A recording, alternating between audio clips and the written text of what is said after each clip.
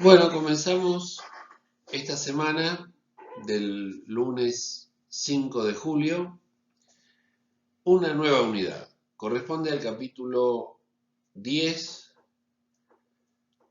del libro de Carpio y está destinada al filósofo de origen alemán Immanuel Kant. Kant ha sido una de las figuras representativas más importantes de la filosofía alemana, fundador, por así decir, de lo que se ha llamado el idealismo alemán. Hemos visto el racionalismo, que responde a la pregunta ¿cuál es la genuina fuente de conocimientos?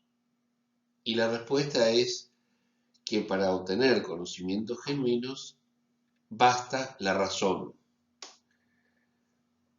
Enfrentados con los filósofos racionalistas están los empiristas, que van a decir que el único conocimiento válido es el que se obtiene a través de los sentidos. Esto es, a través de la experiencia.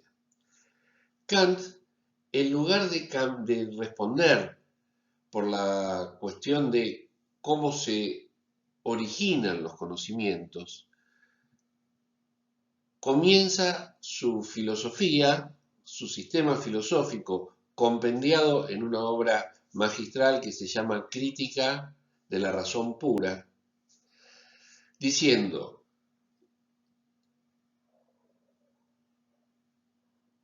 todo conocimiento se origina en la experiencia, pero no todo conocimiento deriva de ella. Con lo cual, perfora el techo de cristal de la discusión por la fuente del conocimiento e instaura un capítulo fundamental de la filosofía moderna, que es el idealismo alemán, según el cual el conocimiento no es una obra de la naturaleza ni una reacción corporal de nuestros sentidos, sino una construcción intelectual del sujeto. Bueno, ya lo vamos a ir explicando progresivamente. Primero, pasemos revista a la historia biográfica de Kant. Kant nació en 1724 y murió en 1804, es decir, un hombre del siglo XVIII que vivió 80 años. Su ciudad natal, una aldea, se llama Königsberg, y en ese momento no era Alemania, no estaba unificada Alemania, sino que era el imperio prusiano. Él era hijo de un artesano y, por supuesto, su mamá le inculcó la religión pietista, una derivación, digamos, del luteranismo, lo que hoy conocemos como los evangélicos o los protestantes. Estudió en el Collegium Fridericianum. Les recomiendo que busquen algo sobre el emperador prusiano Federico el Grande, una de las más importantes figuras del siglo XVIII. Federico el Grande de Prusia ha sido un gran emperador, preocupado por supuesto por el conocimiento, por la ciencia.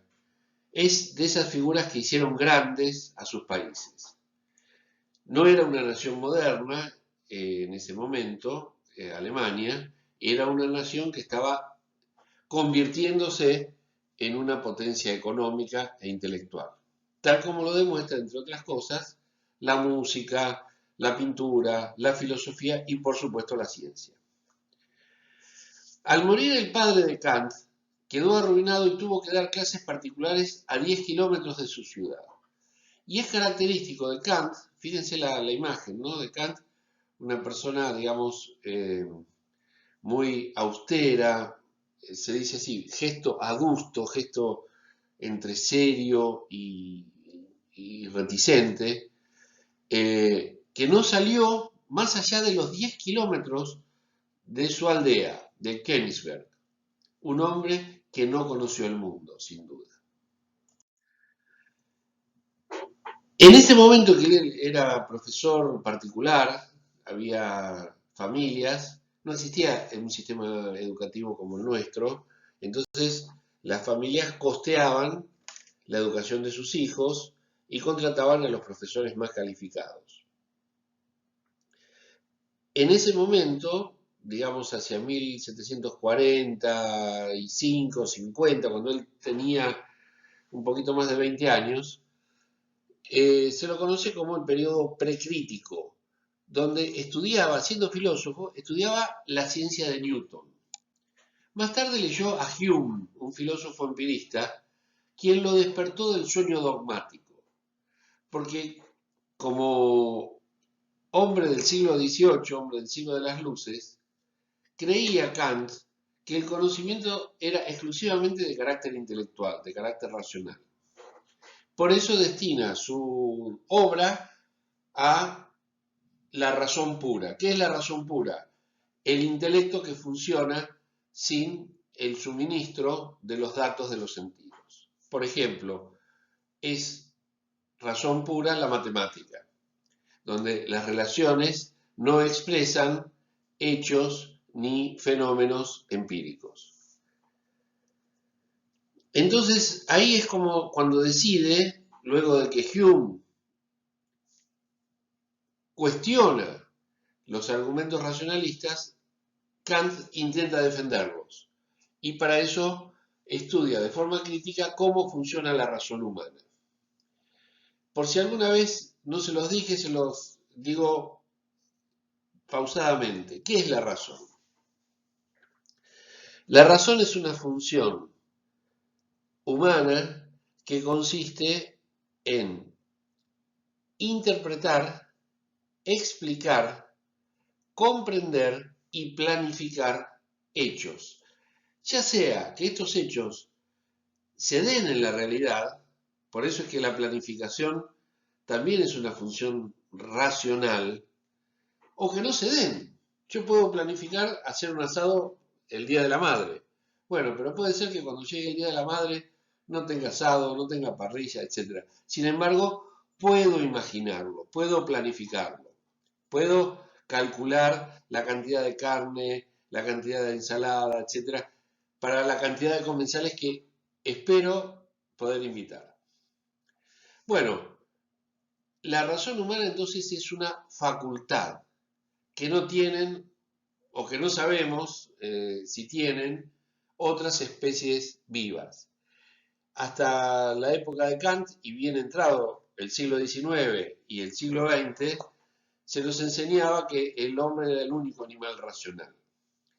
Hoy ya hay como otras dudas acerca de la exclusividad de nuestro intelecto racional. Bueno, finalmente Kant, por su inteligencia, por su apego al trabajo, por su gran capacidad, se convierte en catedrático de lógica y metafísica en la Universidad de Königsberg, en Alemania, en Prusia, y llega a ser incluso rector de esa universidad. Fue un hombre que vivió tan rutinariamente que no tuvo esposa ni hijos. Al final de su vida vivía solo, dedicado exclusivamente al estudio. Una cosa realmente... se dice que estuvo estudiando la geometría de su tiempo durante 10 años de encierro. Hacía otras cosas, pero le dedicaba, no sé si 6 u 8 horas. Eran años donde, por supuesto, no existía la luz eléctrica y solo había que trabajar cuando había luz solar. Sin embargo, él logró estudiar toda la geometría de su época. Y tenía una rutina. Todos los días salía a pasear a la misma hora de la tarde, por lo que sus vecinos sabían la hora que era porque se acercaba el profesor Immanuel Kant. Se dice que solo se retrasó el día que se puso a leer a Rousseau, que era un filósofo francés contemporáneo de él. Al cabo de los años, imagínense, trabajar todo el tiempo y no gastar, terminó amasando una considerable fortuna. No era una enorme fortuna, pero era para la época una interesante fortuna. Y él murió diciendo, Bueno, es is gut, que en alemán significa está bien. Sus principales obras son las tres críticas. La crítica de la razón pura de 1781. Recuerden que él había nacido en 1724, es decir, en 1784 él hubiera cumplido 60 años. Por lo tanto, la crítica de la razón pura la escribe alrededor de los 56, 57 años. La crítica de la razón práctica, 7 años después, ya es un hombre grande. Para la época era un hombre de más de 60 años, de 64 años. Y la crítica del juicio, que trata sobre la estética, es de 1790.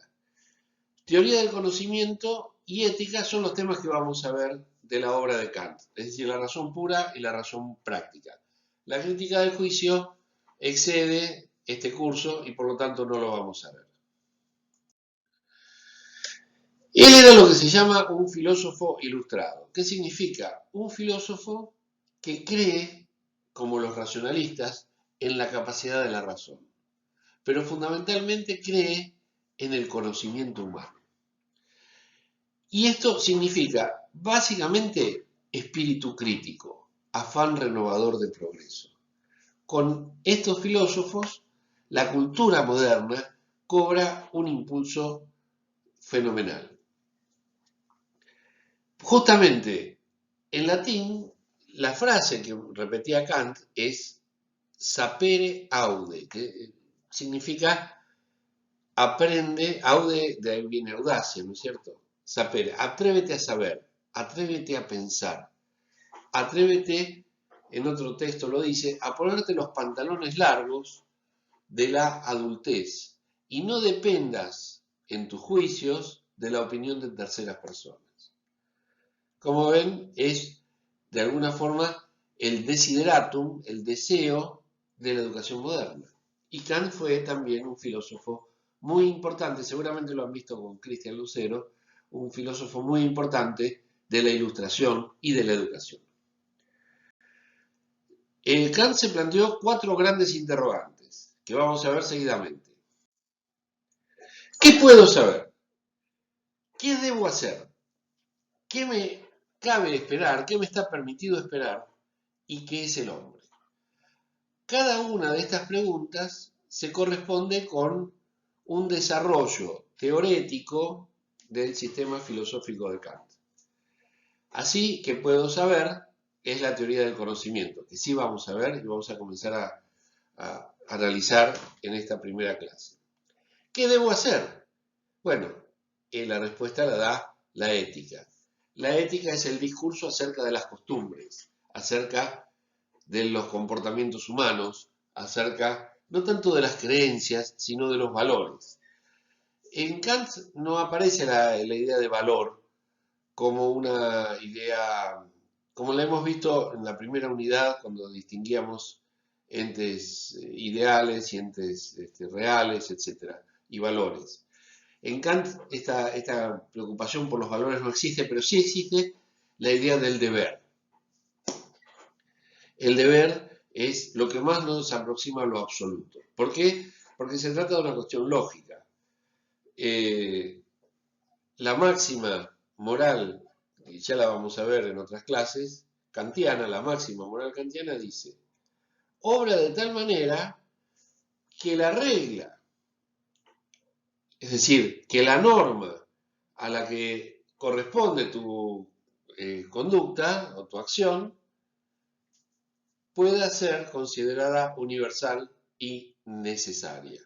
Dicho de otra manera, no le hagas a los otros lo que no te gusta o no quieres que te hagan a ti. Fundamental. El principio, lo ha dicho también Confucio, siglo VII, ¿sí? Y este es del siglo XVIII. Señores, la base de la conducta de la conducta socialmente valiosa es hacer solamente aquello que pretendemos que los otros hagan con nosotros y evitar hacer lo que no queremos que los otros hagan con nosotros. ¿Qué puedo saber? ¿Qué debo hacer? ¿Qué me cabe esperar? ¿Qué me está permitido esperar? Para esto ha desarrollado la historia y la filosofía de la historia, donde aborda cuestiones de política y de religión.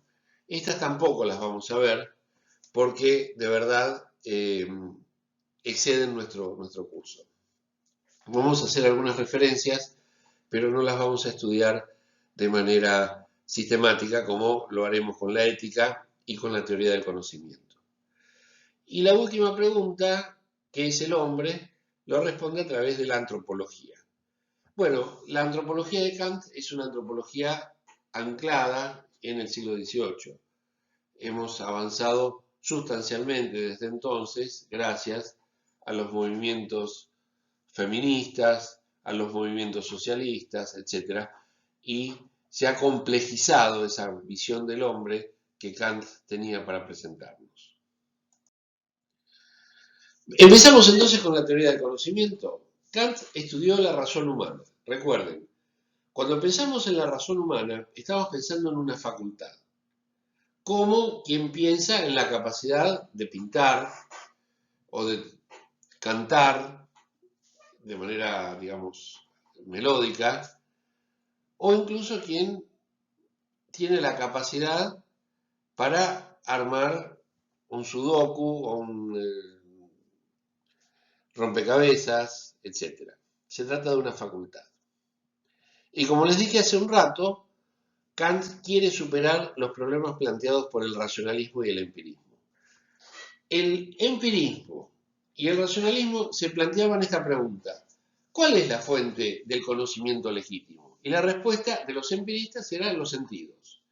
La respuesta de los racionalistas era no, no son los sentidos, sino la razón. Dios, la naturaleza, etc., hablaban de Dios, no de un Dios de la religión, sino de un Dios filosófico, que había nutrido a la especie humana con una capacidad innata, que era la razón, y cuya estructura venía dada por las ideas que estaban en el nacimiento, las ideas innatas. Tres grandes filósofos anteriores a Kant y que eran racionalistas: Descartes, Spinoza y Leibniz.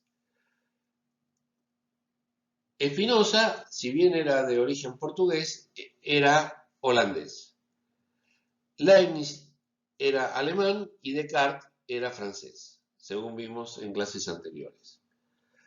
Pero da la casualidad de que los empiristas son casi todos ingleses. En este caso, los tres que cito, Locke, Berkeley y Hume, son los tres de origen británico. Los racionalistas postulaban que había ideas innatas y los empiristas decían que el conocimiento provenía de la experiencia. Bueno, acá viene la apuesta fuerte de Kant. Todo nuestro conocimiento comienza por la experiencia. Pero esto no quiere decir que todo el conocimiento proceda o se derive de la experiencia. Tenemos un conocimiento que excede a nuestra experiencia. Porque evidentemente nosotros sabemos que es Japón, pero no podemos ver a Japón. Podremos ver en el mapa, y recién ahora, a través de Google View, un mapa o una visión satelital. Pero ya en esa época se sabía de la existencia de Japón. Y ese saber no estaba construido solo por los sentidos.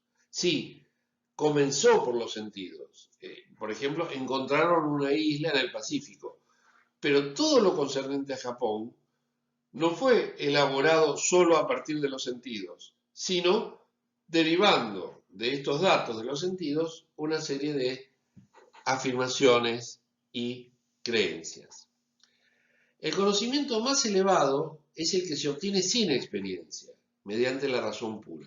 Acá vemos como Kant, si bien no niega la importancia de la experiencia, tampoco niega la relevancia del conocimiento puro, es decir, del conocimiento que no tiene que ver con la experiencia. Por ejemplo, la matemática, por ejemplo, la lógica, por ejemplo, lo que vamos a ver inmediatamente de la semántica analítica. Bueno, La crítica de la razón pura es uno de los libros más comentados de la historia de la filosofía. Para que tengan una idea, si una persona quisiera leer todo lo que se escribió en inglés, no necesariamente en todos los idiomas, todo lo que se escribió en inglés sobre la filosofía de Kant, no le alcanzaría la vida entera. ¿Sí?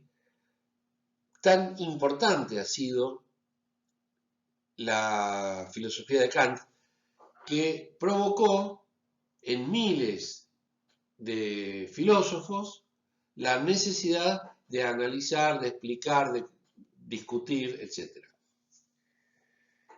El libro ajusta cuentas, ¿sí? O sea, pone un límite a la metafísica dogmática.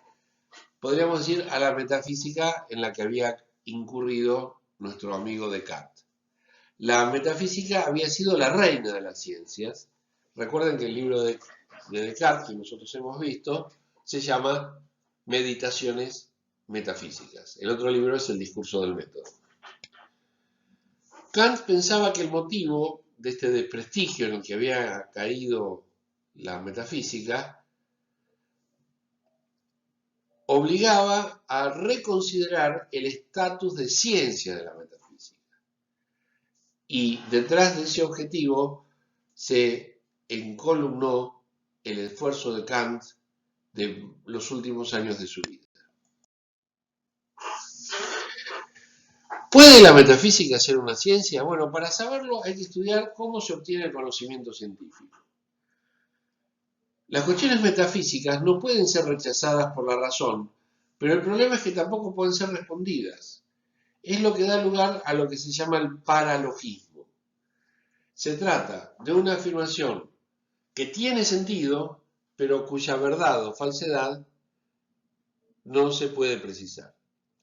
Por ejemplo, ¿tiene límite el universo?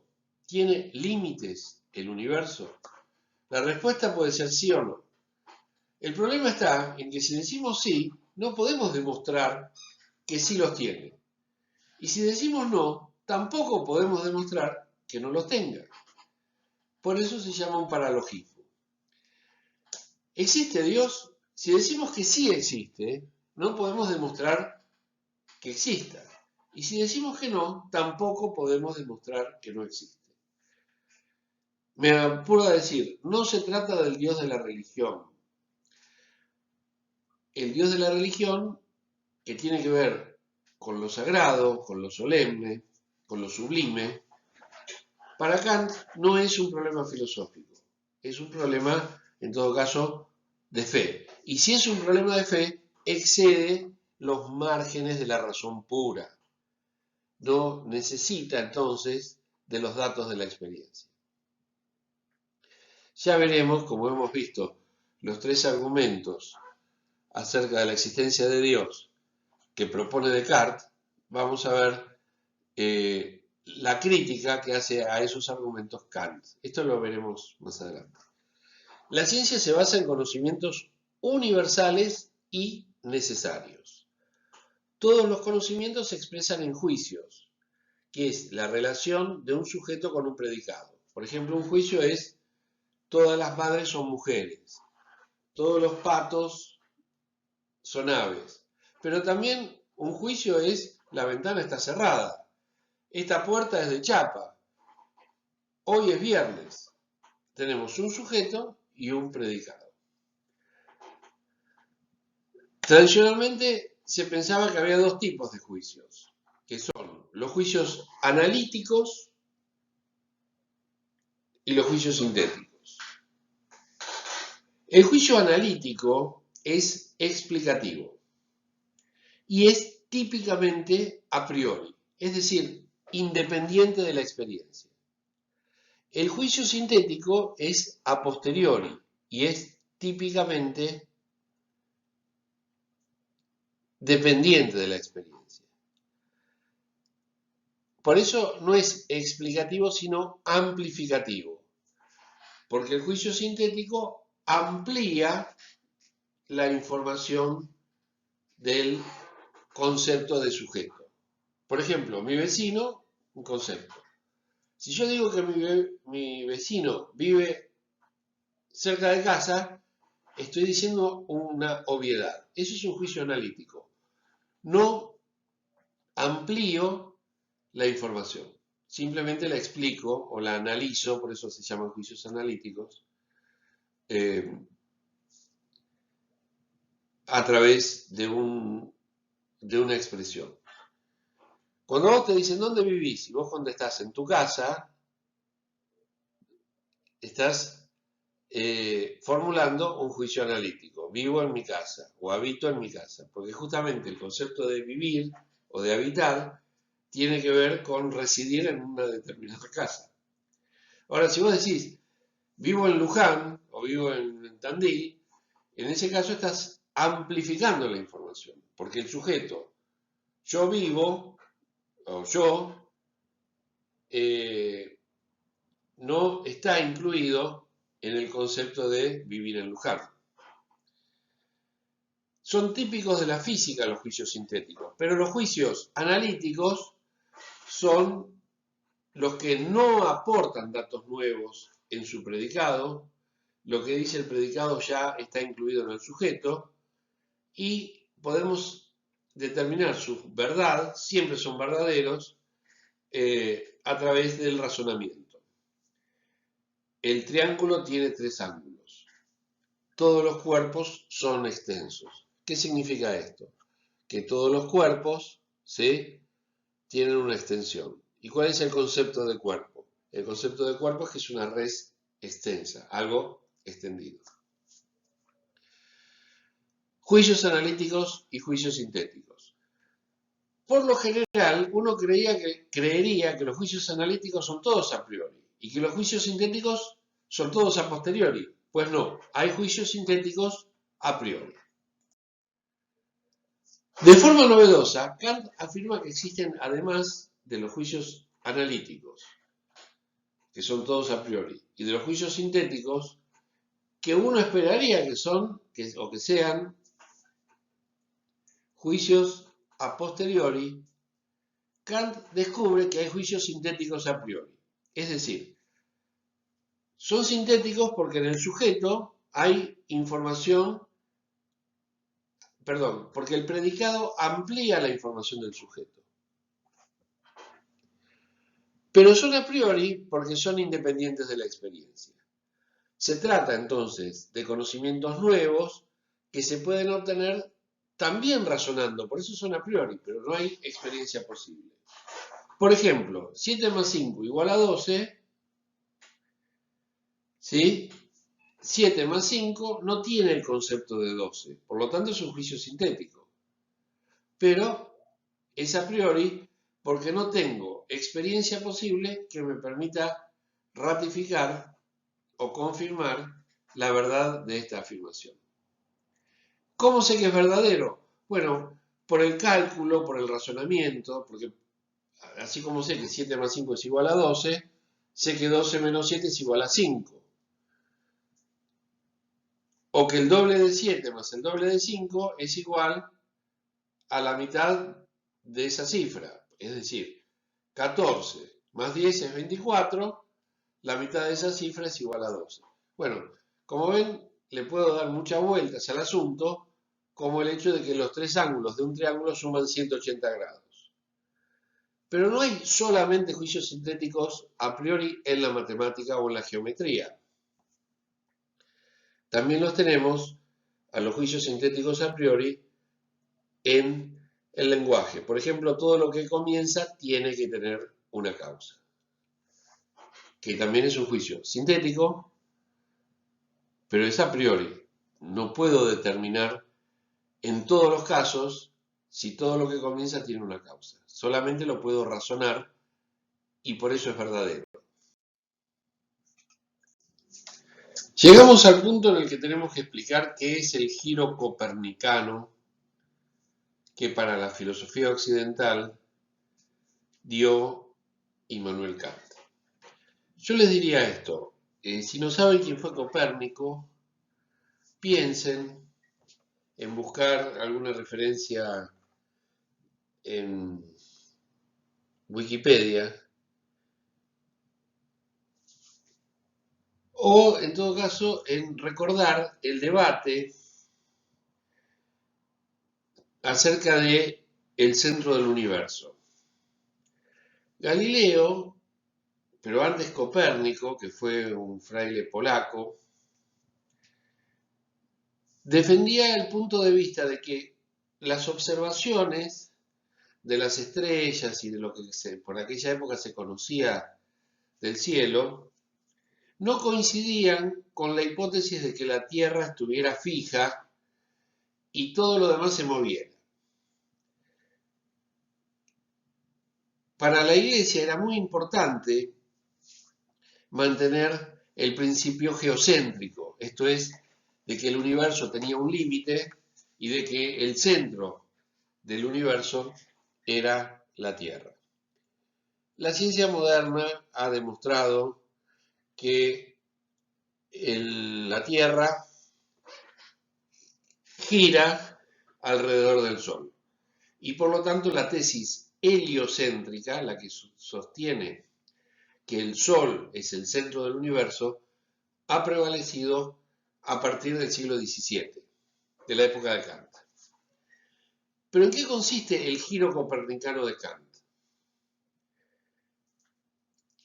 Para los empiristas, el sujeto se adapta al mundo, en el sujeto de conocimiento. Como seres existenciales no tenemos más remedio que adaptarnos a lo que se nos da. Pero en términos de conocimiento, lo que se nos da es insuficiente para constituir conocimiento. Por lo tanto, el ser humano conoce porque es parte activa del proceso de conocimiento. A la pregunta, ¿en qué consiste el giro copernicano de Kant? Uno debe responder: el ser humano tiene unas estructuras mentales que le permiten obtener conocimientos a priori. Su mente no es una pasiva tabula rasa, una tabla, un pizarrón en blanco, sino que es un mecanismo por el cual se procesa la información, se categoriza, se establecen categorías, se organizan y se les da sentido. ¿El sentido está fuera del sujeto humano? No, no está fuera del sujeto humano. Como, para Copérnico, el movimiento de las estrellas no depende de la posición fija de la Tierra, sino que sigue otras reglas, hasta entonces desconocidas, hoy ya son conocidas, y ocupa el centro de la Vía Láctea, o mejor dicho, de la galaxia, una estrella que es justamente el Sol. Dije galaxia, pero en realidad es el sistema solar, que forma parte de una galaxia. Y una galaxia es solo un capítulo pequeño en el enorme escenario que es el universo. Hoy tenemos la posibilidad de reconocer nuestra pequeñez asumiendo estas hipótesis. En los siglos anteriores a Kant y a Copérnico no existía esa posibilidad. Bueno, pero esto tiene que ver con la ciencia. Lo que tiene que ver con la filosofía es el hecho de que el conocimiento es una construcción subjetiva. No hay, por lo tanto, únicamente incidencia de lo empírico, de lo real, sobre la formación del conocimiento. La crítica de la razón pura, es el texto que estamos estudiando, se divide en tres partes. La estética trascendental, hemos hablado antes de la estética como la crítica del juicio, es otra cosa. Estética en este caso quiere decir sensibilidad, percepción. Y ahí interviene la geometría, o sea, la matemática a través de la geometría. La segunda parte, que vamos a ver la semana que viene, se llama analítica trascendental y tiene que ver con el entendimiento, es decir, con la organización del mundo físico. Y el último capítulo de la razón pura se llama dialéctica trascendental. Este tiene que ver con la facultad misma de la razón pura y tiene que ver entonces con la metafísica. ¿Cómo se integra la razón? A través de dos capacidades, que son la sensibilidad o la capacidad para sentir y experimentar los datos, el entendimiento, la capacidad para categorizarlos y ordenarlos, y la razón, que es en sí misma la facultad de pensar con datos o independientemente de los datos. Veamos la estética trascendental. Estudia la sensibilidad, la facultad de percibir sensaciones que sí es pasiva. Ahora, Kant la relaciona con la ciencia de las matemáticas. Y se pregunta, ¿cómo son posibles los juicios sintéticos a priori en las matemáticas? Simplemente porque tenemos dos formas a priori de la sensibilidad, el espacio y el tiempo. Esto significa que un animal percibe la realidad igual que los seres humanos. Según la filosofía de Kant, no, porque están dotados los animales de otras formas a priori de la sensibilidad. Probablemente perciban el espacio y el tiempo bajo otras dimensiones, bajo otra configuración que nosotros no podemos entender ni podemos explicar. El acto de conocer por la sensibilidad se llama intuición. Para Kant, intuir significa percibir a través de los sentidos, pero no simplemente la percepción. Porque, como hemos explicado, el conocimiento parte de la experiencia, pero no deriva necesariamente solo de la experiencia. El espacio es la forma a priori de la geometría. ¿Qué es el espacio? Bueno, es muy difícil de definir, pero veámoslo con este gráfico que tenemos acá. El espacio es la organización de las sensaciones en las dimensiones del alto, el largo y el ancho. Las tres dimensiones. ¿Hay más dimensiones? Sí, pero nuestra capacidad o sensibilidad para intuir solo puede procesar tres. Y estas tres dimensiones, largo, ancho y alto, colocan a todas nuestras percepciones en el espacio. Por lo tanto, podemos percibir un espacio vacío, pero no podemos percibir un objeto, pongámosle este celular, sin sus dimensiones de espesor o ancho, largo, en este caso sería alto, y largo. Estas tres dimensiones son muy abstractas, pero tan abstractas que no se dan nunca en la realidad, sino que son una condición para que percibamos la realidad. Lo mismo pasa con la forma a priori, que es el tiempo. En este caso es la forma a priori de la aritmética, porque permite ordenar secuencialmente de tal manera que, dado un elemento, hay uno anterior y uno posterior.